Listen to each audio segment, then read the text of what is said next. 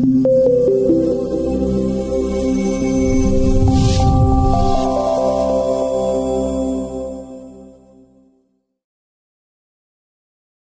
what's up, everybody? Welcome to the first ever Elite DJs podcast. I'm your host, Travis McGuire. Now, just a little transparency going forward with this podcast. I'm not a professional podcaster. This is my first time ever doing anything like this, but I thought it would be kind of cool to start doing on the channel. That way I can make sure I'm uploading at least twice a week, and hopefully you all find some good information out of it. This first episode is going to be very basic kind of stuff. It's going to be a little background on me, some of the stuff in my personal life, why I got into DJing.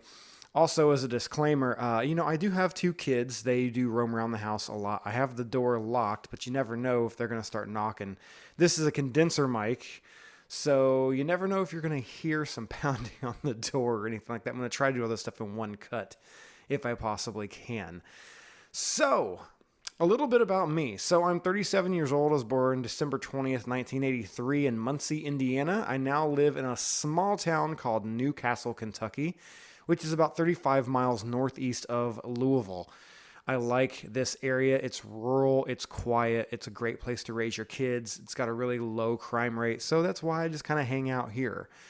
Now, it does make it kind of challenging for client meetings. Most of the clientele that I meet is either in Lexington or Louisville, so it's usually about a 45-minute drive to Lexington and a 35-minute drive to Louisville. So I do have to make those accommodations and, go to those different places, but it's all good. I'll go where the money is, that's for sure. So how I got into DJing, I was 14 years old. My grades were slipping in school. My dad decided that he wanted to take me out to one of his job sites. He was a delivery manager for Furrow Building Material. If you remember, Furrow was kind of way before Lowe's and Home Depot, all that good stuff. It was more of a small mom and pop place. I think they had like 40 locations nationwide. It wasn't a whole lot. But on the weekends, to make extra money, he would go and do drywall work. So he took me on a Saturday morning at like 5 a.m. We got up, we went to do drywall, and he was like, well, if you don't get your grades up, this is what your life's going to be like. So how are them grades going to come? Yeah, they came up for sure. But that same year, we went to Myrtle Beach, South Carolina, and Mom and Dad wanted to go and check out this little bar that was playing music. So they went in, and I just kind of waited for them at the door for them to come out. And they came right back out and said, hey, come on. It looks like it's an underage club. It looks like it's an 18 years of age or younger club. So I went in there, and that's exactly what it was. The DJ was really good, and I was just kind of mesmerized with the whole thing, and I decided, this would be a really cool way to make a living. I could be a DJ, and so I started doing research on music and all that good stuff, but where the passion really caught fire was I was 15 years old. I really wanted a DJ for my 16th birthday party to do kind of like a Sweet 16 thing. But, I grew up, not poor, but very blue collar. I knew my parents couldn't afford anything like that. So I used some of their stereo equipment. I mowed some lawns and took some of the money that I made from doing drywall. And I went to Spencer's Gifts, and I got my first set of, very amateur DJ lights, couple of strobe lights, couple of black lights, that kind of thing. But I started collecting a lot of music. We had a subscription through BMG in Columbia House, if you remember that at all. That's how I started attaining a lot of my music. But yeah, that's kind of where it all started. Once I got a job at the age of 16, I started working at White Castle. This is back when minimum wage was like $4.15 an hour. It was, not a lot of money. But they started out at like $7 an hour. So I was actually making pretty good money. I started in the summertime so I could work 40 hours a week. And I saved up like my first 5 or 6 paychecks, and I bought my first lighting system, which consisted of an old American DJ Aggressor, a Lotus, a Multi-Saucer, and a Razzmatazz, and a couple of Big Shot strobes. Now I will try to put some pictures of those in here, with, as you can imagine, especially the Multi-Saucer. That thing was huge. It was a centerpiece. I had an overhead trussing set, and that was my first lighting system. But I continued using my mom and dad's stereo for the first couple of gigs that I did, which was a couple of teen dances for the Moose Lodge.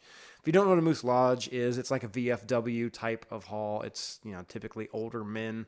It's a bar. It's a little billiards hall, but they go there, they hang out. A lot of them are vets. but they were trying to do it, start a teen dance because they want to ensure longevity.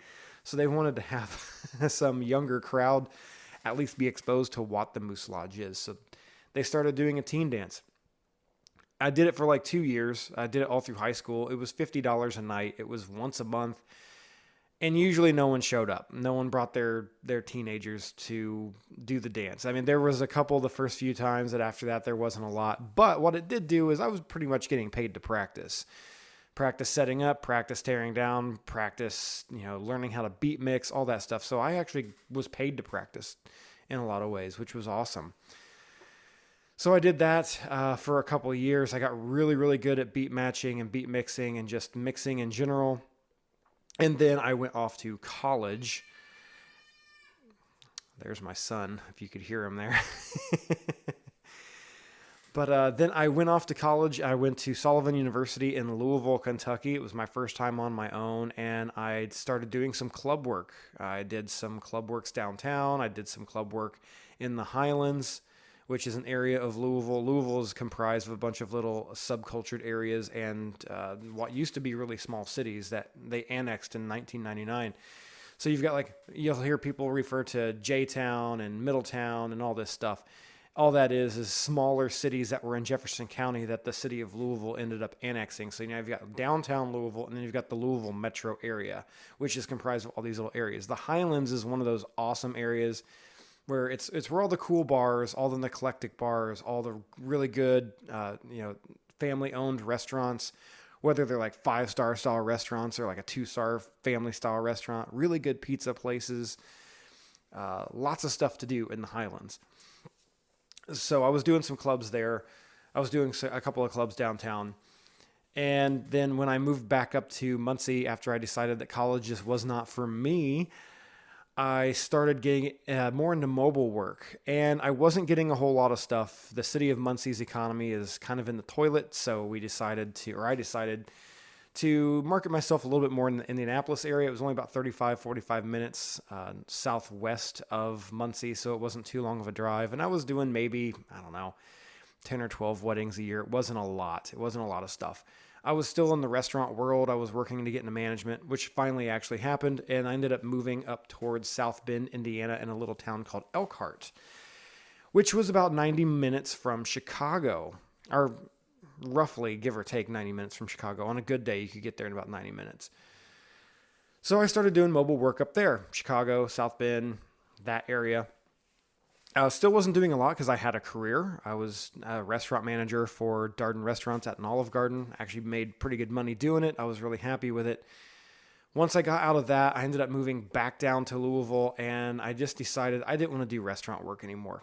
I was so burnt out of it. I just didn't want to do it. So I started really diving in headfirst and investing into my DJ business. And that's where Elite Events and Entertainment was really born, was in a small 1-bedroom loft apartment. I started working my business plan. I didn't use any of my old photos for marketing because none of it was going to be indicative of what I was doing. So in a lot of ways, I really had to leave one city, move to another, and completely rebuild my business model, the look, the feel, every single thing. So I really had a tough time getting those first batch of gigs because I was the new guy. I had not a lot of money for marketing. I didn't have a lot of ways to advertise myself other than social media. So I ended up finally, after like 2 years into building my website and my business model, I'd done maybe 2 or 3 weddings in those 2 years. I got in my first bridal show and I really lucked out. This is one of the biggest bridal shows in the Louisville area. In fact, my very first video on this channel is like my way of saying, hey, I'm going to be at this bridal show. You should come check us out, whatever. Practically giving wedding packages away. I think my starting package was around $350. It wasn't a lot of money, but I wanted to do something to at least build my portfolio enough.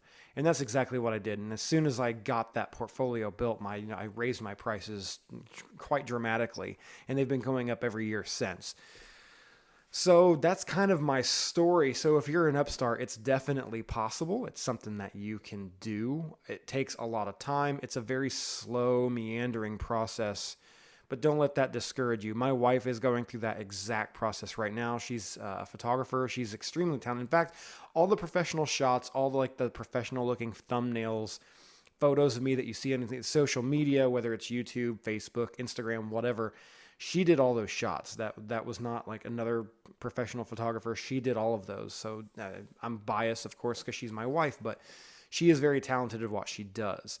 So she's going through the same process. She's not getting a ton of work. She's not getting much. She doesn't have a whole lot in the way of being able to market herself and advertising. But the few things that she has done is helping her kind of explode her business, and it's reaching outside of her bubble. And now she's actually starting to get some pretty consistent work. She's doing a photo shoot averaging about once every week or once every 2 weeks. So it's just a matter of time before she catches fire, and she's doing 12 weddings a year and tons of boudoir shots and tons of engagement sessions and family sessions, all that good stuff. So don't let the time that it takes to really build your brand discourage you. It's going to take a long time. That's just the way it is. So some of the things that we're going to be doing in this podcast. So every single podcast, we're going to do a gig log recap. Doesn't matter if I had 1 or 3 weddings or 4 weddings that weekend. I'm going to show some clips, kind of explain to you what was going on, why I did things the way I did, all that good stuff. We're also going to talk about things that are like internally in our businesses. I'm going to help formulate business plans on how you should judge what you should be charging. And then I'm also hosting a Q&A on a DJ page that's exclusively for like the Louisville, Kentucky, or actually I should say the state of Kentucky market. And I'm actually going to read off some questions here very soon. And those are actually going to outline the next few podcasts. Now, next week, I don't know if I'm going to upload a podcast or not. It just depends on if I can record another one either today or tomorrow, because I will be at DJ Expo in Atlantic City, New Jersey, and I'm not 100% sure if I'm going to be able to either make a podcast or upload, but I'm definitely going to be posting a ton of videos of newer products, featured products, that kind of stuff from Pioneer, Newmark, hopefully LD System. They haven't actually announced who the lineup is for all the vendors that are going to be there. DJ Expo is notorious for kind of releasing all of the events and all the entertainment and all the after parties, all that stuff. They're notorious for doing it right before you go. In fact, they just released all the after party lineup today, just about 20 minutes ago, and it's August 3rd, and the first day of Expo is the 9th. So they're kind of, I don't know why they do it that way. You'd think they'd want to get that information out sooner, that a way more people would go. But a lot of people still go to this. If you ever get the chance to go to a DJ convention, I suggest you go. I can't even speak from experience yet because this is my first one too, but I already know it's going to be a ton of fun. We're going to be meeting up with a lot of other DJs that are nationally recognized all over the country. Lou Paris, Rachel Lynch, Brian S. Red. I'm hoping to get to meet a lot of these people. I've never met them. I talk to them all the time. Probably won't get any kind of interview situation or anything like that, but at least we'll be able to get some photos and some maybe a couple of videos, stuff like that.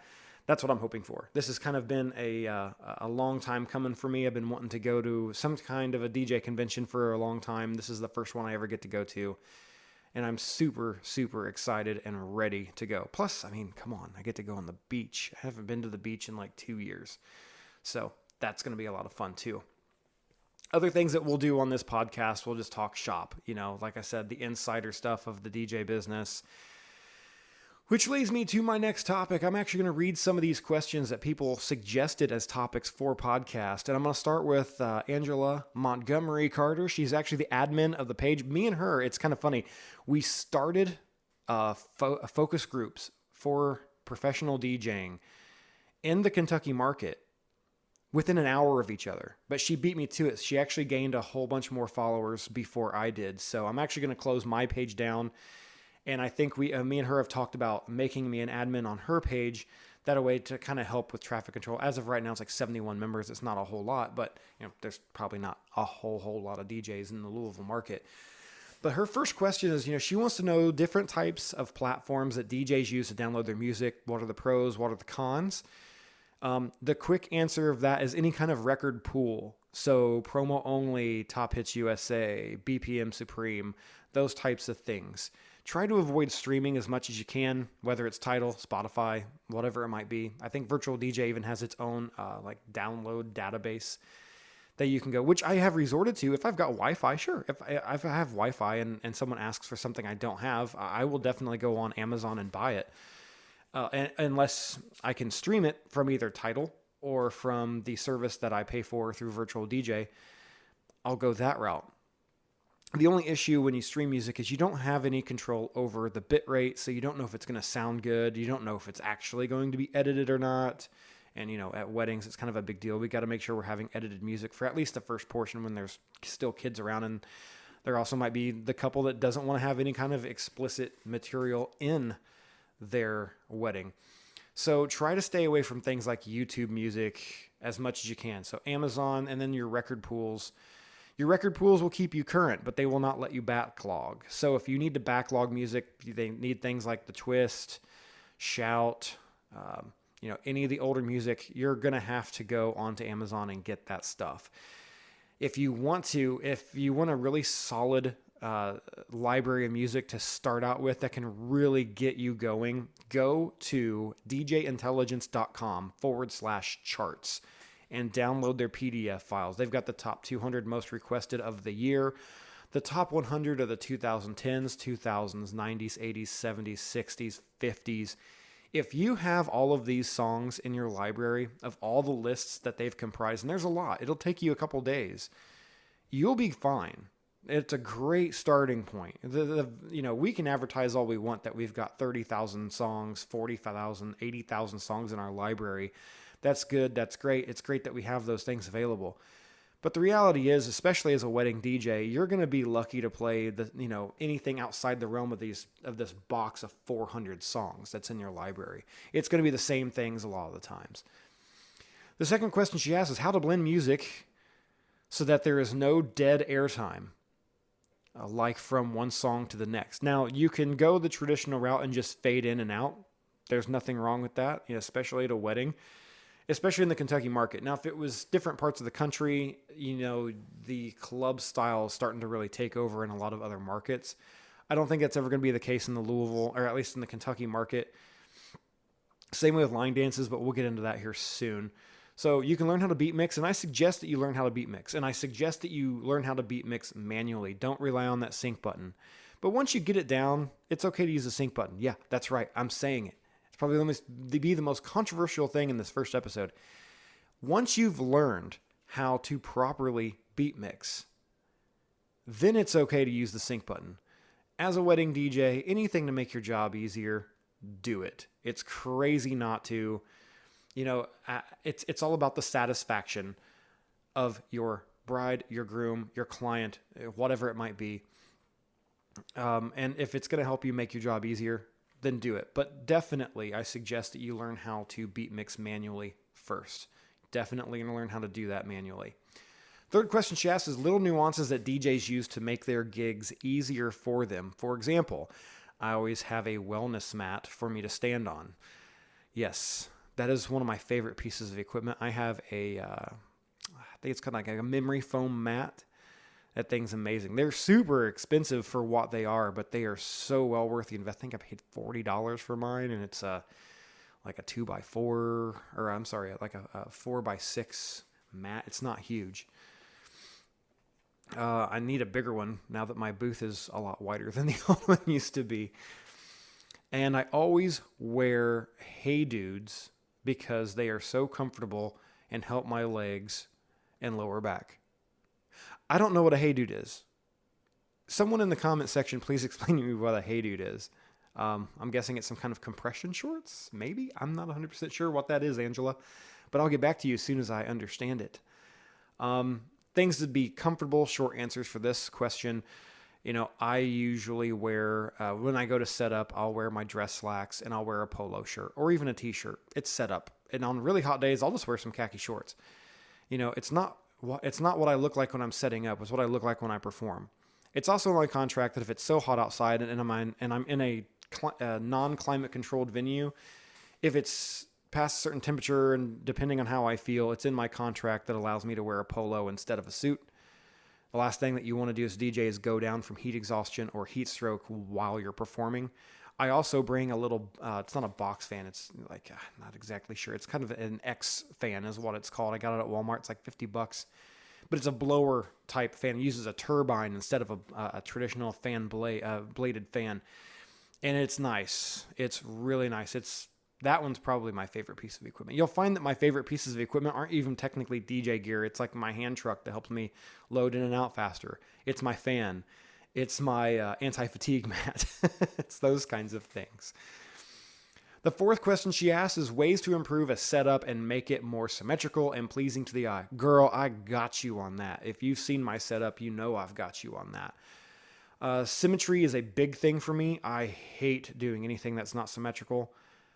I don't mind doing offset setups. I've had a lot of questions. I've posted plenty of pictures of doing offset setups, which is where your speaker system is not set with your actual DJ booth. The cons to it is it's a lot more work. The benefit to it is it centralizes the sound without having the DJ booth in a centralized position. It would not look good for me to have my booth directly in the middle of two barn doors, especially when that's where the bride and groom are coming in at, and it's also a main entrance and exit for the guests. So doing an offset setup definitely has its benefits. It's not ideal. I don't like to do it either. It's extra work. You don't have that control over, if someone bumps into your equipment, you couldn't grab it real fast before it falls, and whatever the case may be. But sometimes it's just the things that we have to do as DJs. But I got you on that one. We're going to do a whole episode about that. The fifth question, she says, and the biggest one on my mind right now is there some kind of way, some kind of platform to offer the bride and groom the ability to tip you when the event is over? Yes, there's a lot of ways that you can do that. Venmo, PayPal. You can even send a tip invoice through Square. There's nothing wrong with that. Those kinds of things you can do. The things I would not do is hang banners or signs that have like your Venmo information. It's just not a good idea. It looks tacky. It completely negates everything in your fourth question, which is way to set up or improve your setup. So don't go for the banners or signs. They never look great. All right, Angela. So thank you very much for those questions. Those will definitely be an upcoming podcast as well. Even though I gave you short answers, we'll elaborate more on that as we go on. The next set of questions comes from Stephen Spadafino. Stephen, I'm sorry if I just butchered your last name, but this is why I do things phonetically when I line up the bridal party for the grand entrances. I write it down as it sounds, not how it's actually spelled, because you never know. Anyway, Stephen, his first question is take requests or don't take requests, and how to take requests, good or bad, or how to tastefully refuse requests. So it's no mystery in the DJ world. We hate requests, okay? But the thing about it is sometimes we have to bury our ego. If you're struggling getting people on the dance floor, and it happens to all of us, none of us are perfect. There's no, god of DJing that just packs every single dance floor. We're all going to have that event where people just don't want to dance because they're not dancers. Sometimes taking requests in those instances will kind of save your ass in a lot of ways. So, short answer, I take requests. If it's a bad request, and you will get a lot of bad requests, and it seems like they always come right after that first slow song. Someone will come up and like, hey, will you play this song? I'm like, man, it's another slow song. Like, I will get it out later. And that's kind of what I do. I say, yeah, it's a great song, but I just played a slow song. I want to keep the energy of the floor on. So in about 30, 45 minutes, I'll play another slow song, and I'll make sure that's the one. So that's a way to kind of, move those bad requests that aren't going to fit well with what you're doing with your set and move them on later. And the guests usually understand that. But I do take requests. I don't refuse requests unless it's at the request of the bride and groom that I don't take any requests, which is rare, but it does happen. Question number 2, line dances. Are they a DJ staple or a DJ crutch? They're a DJ crutch. Okay. I do not play line dances unless they are requested or specified. And when I say specified, as in on their must-play list, I never play them off the cuff. I do not care how much my dance floor is emptied. Because if they're not dancing to things like Yeah by Usher, Earth, Wind & Fire, September, Uptown Funk, those kinds of things, I highly doubt the Cupid Shuffle is going to make a dent in that crowd as well. So Yeah, I do kind of look at line dances as a DJ crutch. Now, there are a lot of people in a lot of markets that believe that the line dance is a dying fad, that it's going to go away. I got news for you. It ain't going nowhere, especially in Kentucky. Kentucky is, we're part of the South, so line dancing is kind of deeply entrenched. Now, these are modern line dances. I'm talking about the Cupid Shuffle, the wobble, the cha-cha slide, those kinds of things. And the cha-cha slide is dying. It's dying a very slow death, but it is dying. I've noticed that anytime someone requests it and I play it, it still is not as well received as things like the Cupid Shuffle. I was in a DJ forum a couple of years ago, and we were discussing how it had been like 13 years since the Cupid Shuffle had come out, and there hasn't been a line dance song to top it. 3 days go by, and the forum went completely quiet because we were just kind of done talking about the topic. Someone posts a YouTube link for the Get Up, and they said, "Have you guys seen this yet?" So we watched it, and we were like, "Oh, that might be the one to dethrone the Cupid Shuffle." It didn't, but it's still really popular, and it's gaining popularity. I've played it a couple of times this year as like a second half of the father-daughter dance, and halfway through, the dad and the bride invite all the bridal party and everybody else on the dance floor to really start the party. That's actually been really successful.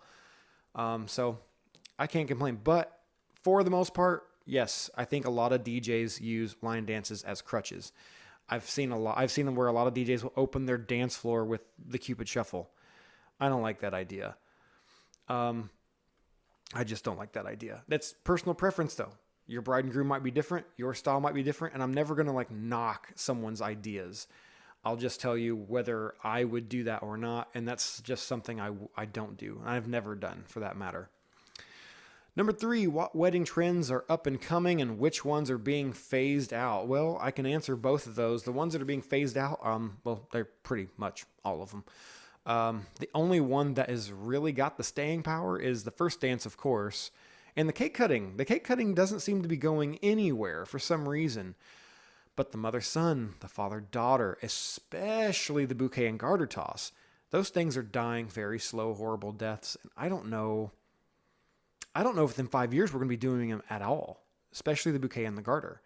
It seems like every single wedding I've done this year, with the exception of maybe 4, and I've done close to 30 so far this year, haven't wanted those things. So I think the main formals that have been staples for a very long time are being phased out, and I think in about 5 years we're not going to have them anymore. Wedding trends that are up and coming. So I know on the East Coast this has become a really popular thing. They will actually do a 30 to 45 minute dance set for the guests, party style, before dinner. That is something that's starting to happen out there. I've had a couple of weddings this year request that. So it's making its way this way. So I think that's a trend that's coming. But other than that, I haven't seen a whole lot of other trends yet, at least in this market. I'm sure there's a lot of things going on nationally that would prove me wrong on that one. But yeah, those are the things I think that are coming. And I think the other things are the things that are being phased out. Number 4, what and how should a DJ charge? This one is completely subjective and controversial. Don't know why. It just is. Everyone has their own opinion. Some DJs think that charging more than $1,000 is ridiculous and no DJ should be charging that. There's DJs out there that think that charging anything less than $3,000 is ridiculous and no one should be charging under that. But if you want a comprehensive way to formulate your business, a business plan to see what you should be charging to actually be making a profit, I'm going to make a whole podcast about that. It's going to be really in-depth. It's going to be almost confusing for those of you who do not have a business background, but I'm here to help. It's the whole point of this podcast is to help out those that need it. So yeah. We will go over that. Like I said, there's no real short answer for that one because it just depends on your inventory of equipment, how much your business expenses are, whether they're insurance, your phone bill, your marketing and advertising, those kinds of things. But we will get into that, and it will be probably about an hour, 2 hour long video, but hopefully it will help. I'm going to make that one as soon as possible, probably right after I get back from DJ Expo. We will talk about what you should be charging, or at least how to formulate a business plan to figure out what you should be charging. Question number 5, who is the boss? Is it the bride, the maid of honor, the best man, the mother of the bride, the wedding planner, etc.? Horror stories dealing with any of the above Zillas, he says here. So, bridezillas, your momzillas, all those things. I can tell you from experience, in doing this for 21 years, I've been doing it for 6 years professionally, as in only DJing. It's usually the mother of the bride. It's usually the mother of the bride. Anything that's been outside the realm of a 5-star review, and I've only gotten 2. And they were still like 4.5 stars. They just weren't. They knocked me off the podium having that perfect 5.0 rating on either Wedding Wire or not. It's been the mother of the bride, and it's one of them was they were upset because I didn't play off this playlist of all these sappy love songs. But what the mother of the bride does not know, and hopefully she doesn't subscribe to the video to the channel. If she does, she's about to find out why. The bride actually called a secret meeting with her a week before the wedding and say, "Hey, anything that my mom sent you, don't play that stuff. We don't want all this sappy love crap at our wedding. We want to have a good time. We want to party." The bride and groom of that particular wedding did not want to leave. They had a formal send-off. They didn't want to leave because they were having so much fun. I did not realize that the review request was going to the mother of the bride. And she blasted me with like a 3.5-star review saying I omitted a lot of the songs that everybody wanted to hear. Like, let me tell you, nobody wanted to hear 30 love songs at 75 BPM or lower. Nobody wants to hear that at a wedding. I played most of those songs during dinner, which if you ever get a must playlist that has a ton of slow, sappy love songs, put them in cocktail hour and dinner. It's a great way to get those songs, make sure they're heard and played, but doesn't end up ruining the pace of the dancing portion of the night, because you're a DJ, you're being paid to make the party happen. In essence, that's a very small piece of it, but that's part of it. So integrate those things in cocktail hour and dinner. Throw a couple of the popular ones in during the dancing. It's nice to have a break. People want to cool down, especially here in Kentucky. We have a lot of barn venues, a lot of venues that aren't air conditioned. So a break in the middle of July from fast dancing is always appreciated by the guests. His 6th question and final question is DJ survival kit. Must-haves in your bag for every DJ gig in case of an emergency. The short answer for this one is always bring, no matter what, always bring an extra speaker, always bring an extra laptop. That is preloaded with the exact same stuff, pretty much an exact clone of what your other laptop is. If you've seen my setup, I use 2 laptops. One of them controls virtual DJ. The other one controls my DMX, which is how I control all of my lighting.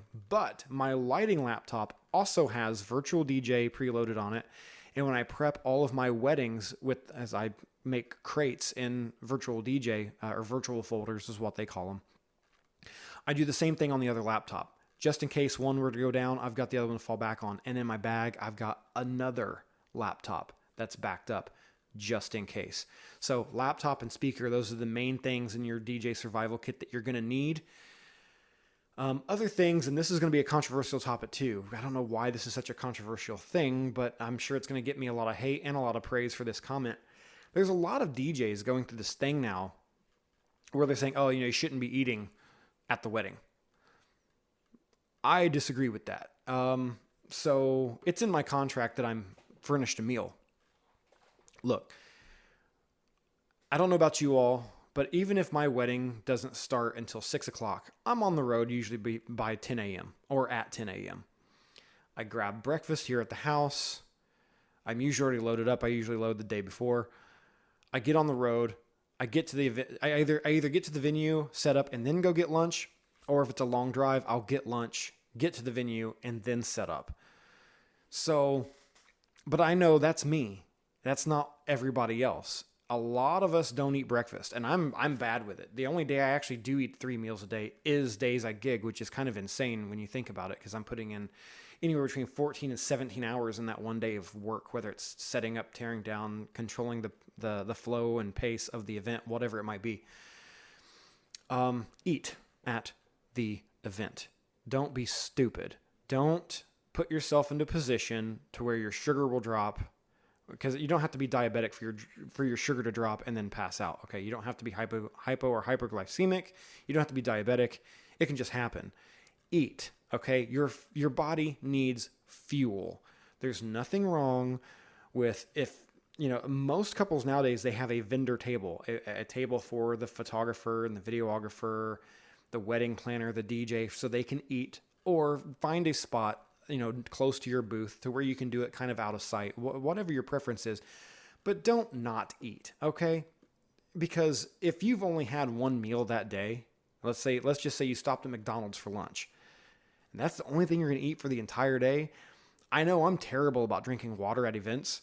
I'm sure everybody else is. In fact, the vast majority of vendors that I talk to, they say the one thing that they hate about their job is the fact that they don't stay hydrated during it. They don't drink enough water. So if you're mixing that with also not eating, or only eating one meal for that day, guys, it's just a matter of time before you go down. And they're going to be without a DJ for the rest of that event. You're going to have to refund the money. They could leave you a bad review. I mean, you never know.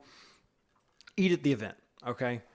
Even if you have to jump in line ahead of the rest of the guests to grab the food, you don't have to sit there. I mean, I usually mow mine down. I usually do it out of sight at a table on the outside of the venue, whatever, just so I can get that nutrition in my body and be able to function for the rest of the day. And then, and the other thing is if you're waiting till after the event, that's not good either, because typically these events are going to 11, midnight, 1 a.m. It's 1 to 3 a.m. by the time we're loaded out and on the road. Guys, there's nothing open at those times that's going to give you good nutrition, okay? You've got like White Castle, Steak and Shake. I don't know if the Whataburgers or In-N-Outs are open 24 hours, Waffle Houses. It's not good food. It's not nutritious food. And, being overweight is a thing in our industry. It's something I'm working very hard to actually shed a lot of the weight off. If you've watched any of my recent gig logs, I've been going to Burn Boot Camp. I'm trying to get my weight under control. I'm trying to get healthy again. You also know I'm an avid cyclist, but even that hasn't been enough. So I'm trying very much to keep myself healthy. So the most important thing in the DJ Survival Kit is it's eat. Eat at the event. There's nothing wrong with it. No one's going to get upset that you're grabbing a quick bite to eat. Okay? Every event that I do, the bride and groom ask me in a very serious, you ate, right? You better have eaten. If you didn't, we'll go get you a plate right now. It's like, no, I ate. Thank you very much. The food was delicious. To compliment them on the food, even though they didn't cook it, but compliment their choice, even if you didn't enjoy it that much. Anyway, that's all the questions. That actually is going to outline the next podcasts coming up. The first one, though, I'm going to do the What Should a DJ Charge? Well, actually, that's a lie. The very next podcast you're going to see is going to be a recap of DJ Expo. And then we'll do the podcast going off this list. The first one will be, what should a DJ charge? And it's not even going to be what you should be charging. There's no set number. Your number should be different from every other DJ, because a lot of it is based on a business plan. And you're not going to have the same kind of equipment, the same kind of overhead expenses that I do or anybody else does. So that's one thing that we're going to do to help you formulate the business plan. You might be shocked. You might find out you're losing money. You might find out you are actually losing money. The goal is to make a profit. You don't want to lose money from doing this. You want to make sure that you're getting a paycheck. Everyone thinks that, this is a pure profit job. You buy your equipment and then whatever you make after that is pure profit. No, it does not work that way. You have to think about equipment depreciation and liquidation. So that's stuff that we're going to talk about when formulating your business plan. Anyway, guys, that's it. I know this was only about 40 minutes long. I hope you really enjoyed the content that we put out there. DJ Expo is this coming week. I will be there. Look for tons and tons of videos from DJ Expo. And then I'm also going to make one massive vlog with everything that happened. It won't feature equipment, but it's gonna feature like places I hung out at, people I hung out with, maybe actually get a couple of really quick interviews with some of the bigger names in the industry. I know DJ Scribble is going to be there. If you remember way back from in the MTV days, DJ Scribble was really big, and he still is quite popular. I know he's going to be there. There's also rumors it's going to be some other really big name, internationally known DJs at Expo that we're actually going to meet with, that we're going to get to meet and talk to. So stay tuned for that stuff, guys. If you like this video, definitely hit the like button. If you are not subscribed to the channel, what are you waiting for, man? Help a brother out. Hit the subscribe button. It's free. It's gratifying. It's going to make you feel good, and it helps me out. So definitely smash the subscribe button, turn on notifications, like this video, share it with your friends. The more the merrier. If you think that I suck and I'm terrible and you hate all the advice I've given and going to give in the future, tell me. If you love the advice that I'm giving and you think I'm spot on, tell me. If you have a counter argument to something I said, tell me. These are things that I want to know. Not to start an argument or a debate. I just want to see what your thoughts are, where your head's at, and maybe you'll change my mind on a few things. I mean, like I said, there is no true right or wrong way. I mean, there are, but there aren't at the same time. The things that I'll be talking about, there's not necessarily a right or a wrong way to do them. But anyway, thank you very much for tuning into the podcast. I think I'm going to do this every Tuesday or Wednesday. It's going to be somewhere along those lines. If I can get another podcast recorded before I leave for DJ Expo, I will post that one next week. It'll drop while I'm Expo, but it won't be a live thing. I might do one live feed while I'm at Expo. It just depends on the time. I've got Zoom meetings while I'm in Atlantic City, folks. So it's not like this is a true vacation where I just get to stop everything with DJing and just go have this awesome time, meet all these vendors and meet all these other DJs and party. Essentially, that's what DJ Expo is, but I still have a business to run, so I'll still be doing a lot of that stuff.